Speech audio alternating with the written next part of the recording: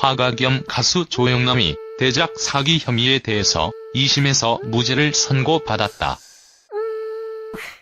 재판부는 17일 오후 서울시 서초구 서울중앙지방법원 서관 421호에서 열린 조영남의 항소심 선고 기일에서 무죄를 선고했다. 재판부는 1심 재판부가 법리를 오해했다고 밝히면서 유죄 판결을 뒤집었다. 이날 재판에서 재판부는 현대회화에서 보조자를 쓰는 것은 법률의 판단 영역이 아니라고 선을 그었다. 이어 재판부는 조영남이 조수들이 그림을 그린 사실을 통보할 고지 의무가 없다고 했다. 그 결과 조영남은 무죄가 선고됐다. 무죄 선고 이후 조영남은 앞으로도 그림을 계속 그릴 것이라고 했다. 조영남은 이 재판 덕분에 그림을 그리는 것에 대해서 더욱 진지하게 생각하게 됐다며 송기창과 오슬기를 비난해야 하는데 할 수 없는 것이 힘들었다. 낚시 좋아하는 사람이 낚시하듯이 그림을 계속 그릴 것이다라고 밝혔다. 2016년 5월 무명화가 송씨는 2009년부터 조영남을 대신해 수년간 그림을 그렸다고 폭로했다. 화투 그림을 중심으로 90%가량을 그려주면 조영남이 나머지를 덧칠하고 서명한 뒤 작품을 발표했다고 주장했다.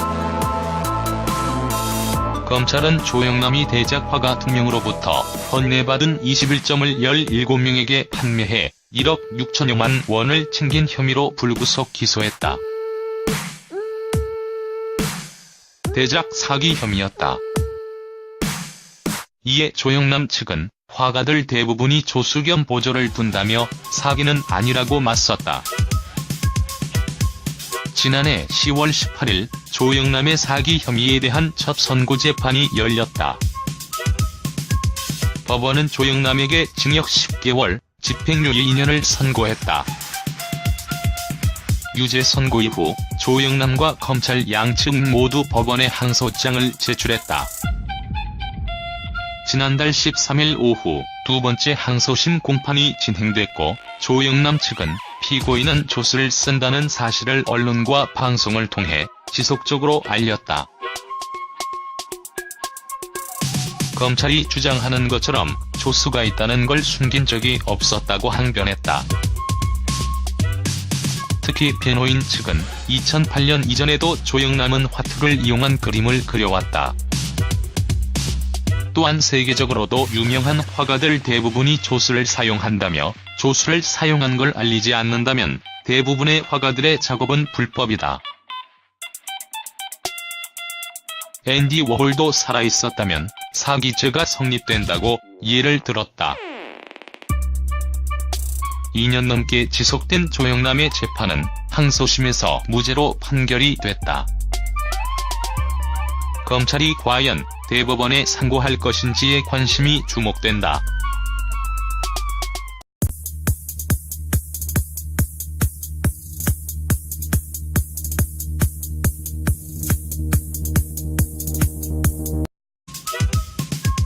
법원은 조영남에게 징역 10개월, 집행유예 2년을 선고했다. 유죄 선고 이후 조영남과 검찰 양측 모두 법원에 항소장을 제출했다. 지난달 13일 오후 두 번째 항소심 공판이 진행됐고 조영남 측은 피고인은 조수를 쓴다는 사실을 언론과 방송을 통해 지속적으로 알렸다. 검찰이 주장하는 것처럼 조수가 있다는 걸 숨긴 적이 없었다고 항변했다. 덕분에 그림을 그리는 것에 대해서 더욱 진지하게 생각하게 됐다며 송기창과 오슬기를 비난해야 하는데 할 수 없는 것이 힘들었다. 낚시 좋아하는 사람이 낚시하듯이 그림을 계속 그릴 것이다라고 밝혔다. 2016년 5월 무명화가 송씨는 2009년부터 조영남을 대신해 수년간 그림을 그렸다고 폭로했다. 화투 그림을 중심으로 90%가량을 그려주면 조영남이 나머지를 덧칠하고 서명한다.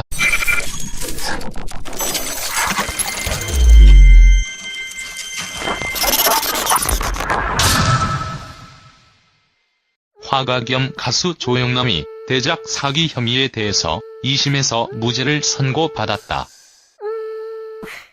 재판부는 17일 오후 서울시 서초구 서울중앙지방법원 서관 421호에서 열린 조영남의 항소심 선고 기일에서 무죄를 선고했다. 재판부는 1심 재판부가 법리를 오해했다고 밝히면서 유죄 판결을 뒤집었다. 이날 재판에서 재판부는 현대회화에서 보조자를 쓰는 것은 법률의 판단 영역이 아니라고 선을 그었다. 이어 재판부는 조영남이 조수들이 그림을 그린 사실을 통보할 고지 의무가 없다고 했다. 그 결과 조영남은 무죄가 선고됐다. 무죄 선고 이후 조영남은 앞으로도 그림을 계속 그릴 것이라고 했다. 조영남은 이 재판 뒤 작품을 발표했다고 주장했다. 검찰은 조영남이 대작 화가 2명으로부터 건네받은 21점을 17명에게 판매해 1억 6천여만 원을 챙긴 혐의로 불구속 기소했다. 대작 사기 혐의였다. 이에 조영남 측은 화가들 대부분이 조수 겸 보조를 둔다며 사기는 아니라고 맞섰다. 지난해 10월 18일 조영남의 사기 혐의에 대한 첫 선고 재판이 열렸다.